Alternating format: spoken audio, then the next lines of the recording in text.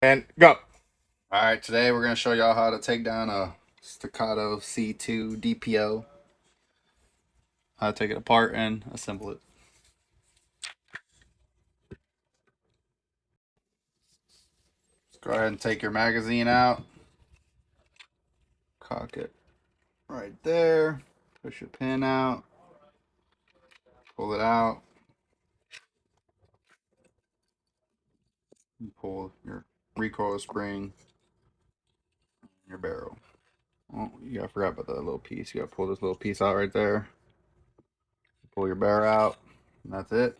I'm gonna show y'all how to put back together the C2 DPO. Grab your barrel, slide it back up in there, push that up, grab your little cap, put that in there,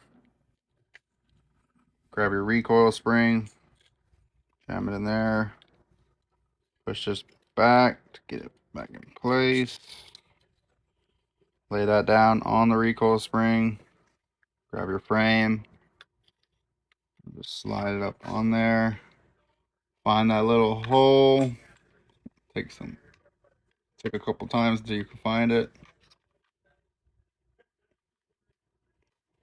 and then rack it back, and there you go. And you practice shooting.